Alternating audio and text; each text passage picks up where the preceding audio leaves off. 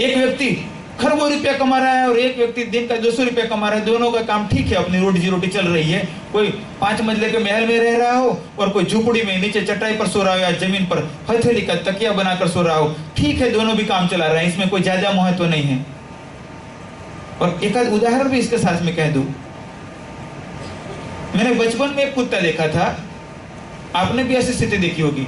मैंने बचपन में एक बार एक कुत्ते को देखा, उसको रोटी डाली थी, मक्के की रोटी। कुत्ते ने थोड़ी रोटी खाई और बाकी रोटी लेकर वो भागता जा रहा था। मैं उसको देखता रहा। वो थोड़े दूर गया और वहां से मुड़ा और एक जगह खड्डा किया। उसने खड्डा करके रोटी का टुकड़ा रखकर मक्के की रोटी को अंदर रख दिया और ऊपर मिट्टी रख दी। अनुमान करो कुत्ते ने ऐसा क्यों किया होगा? एक तो ये कुत्ता देखा। दूसरे मैंने ऐसे भी कुत्ते देखे कि जिसको आप बढ़िया क्वालिटी का बिस्किट रखो तो सूंघेगा, नहीं ठीक लगा नहीं खाएगा, छोड़ देगा। दो प्रकार के कुत्ते, क्योंकि एक को यह बोध है कि मुझे खाना नहीं मिलेगा, ये बार बार हो चुका है, तो हो सकता है अभी मक्के की रोटी मिली, फिर से कदाचित शाम को न मिले तो इसको गाड़ रखूं तो बाद में निकाल कर खाऊंगा। ये उसका जो पूर्व का बोध है उसको ये प्रेरित कर रहा है कि रोटी को खड्डे में गाड़ दो। और दूसरे कुत्ते को ये पता नहीं है कि भूखा रहना पड़ता है, उसको जिंदगी में ये दिक्कत झेलनी नहीं पड़ी है, इसलिए उसके सामने जब आया, ब्रेड आया, बढ़िया क्वालिटी का बिस्किट था या रोटी थी, उसने देखा अभी तो खाया था और उसकी जरूरत नहीं है, सूंघा और फिर छोड़ दिया।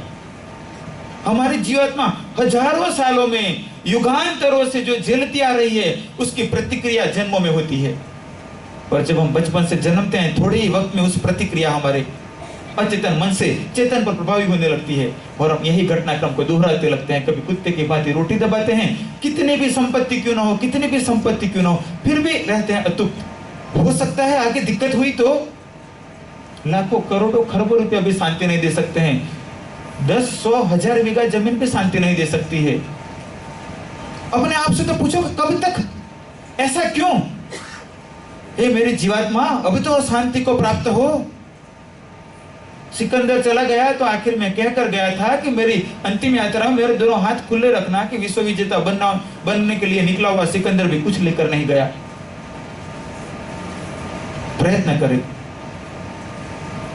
कि अपनी इस जिंदगी का मकसद सिर्फ सत्ता, संपत्ति, सम्मान, सुविधा ही न हो, किंतु आत्म कल्याण भी हो। और प्रथम आत्म कल्याण और दूसरा व्यवहार इतना हो कि जैसे दवाई की गोली कितनी खाओगे।